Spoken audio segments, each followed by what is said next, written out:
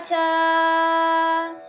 योऽयं योगस्त्वया प्रोक्तः साम्येन मधुसूदन एतस्याहं न पश्यामि चञ्चलत्वात् स्थितिं स्थिराम्। चञ्चलं हि मनः कृष्ण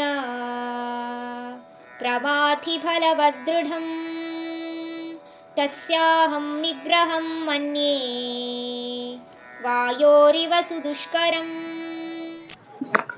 ಇಲ್ಲಿ ಅರ್ಜುನಂಗೆ ಒಂದು ಸಂದೇಹ ಬರುತ್ತೆ.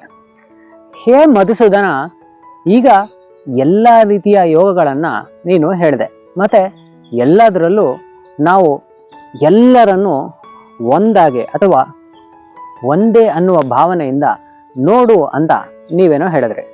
ಆದರೆ ನಂಗೆ ಒಂದು ವಿಷಯ ಅರ್ಥ ಆಗ್ತಾ ಇಲ್ಲ. ಜೀವನದ ಅಂತ್ಯದವರೆಗೂ ಹೇಗೆ ನಮ್ಮ ಮನಸ್ಥಿತಿಯನ್ನು ವಿಚಲಿತಗೊಳಿಸದೆ ಸ್ಥಿರವಾಗಿ ಇಟ್ಕೊಳ್ಳೋದು ಅನ್ನುವ ವಿಷಯದ ಬಗ್ಗೆ ದಾರಿ ತೋರಿಸು ಅಂತ ಮಧುಸೂದನನ ಕೇಳ್ತಾರೆ. ಕೃಷ್ಣ, ಈ ಮನಸ್ಸು ಬಂದು ಅತ್ಯಂತ ವಿಚಲಿತವಾದ್ದು, ಹಾಗೆ ತುಂಬ ಅನಾಯಾಸದಿಂದ ಇರುವಂಥದ್ದು.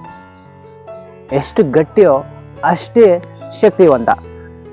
ಇಂಥ ಮನಸ್ಸನ್ನು ಸಂಯಮದಲ್ಲಿ ತರೋದು ಅಂದರೆ ಅದು ಈ ಬಿರುಗಾಳಿಯನ್ನು ಕಂಟ್ರೋಲ್ ಮಾಡೋದೇ ಸರಿ. ಈ ಕಂಟ್ರೋಲ್ ಮಾಡೋದಕ್ಕೆ ಒಂದು ದಾರಿಯನ್ನು ಹೇಳು ಅಂತ ಭಗವಂತನಲ್ಲಿ ಅರ್ಜುನ ಕೇಳ್ತಾನೆ.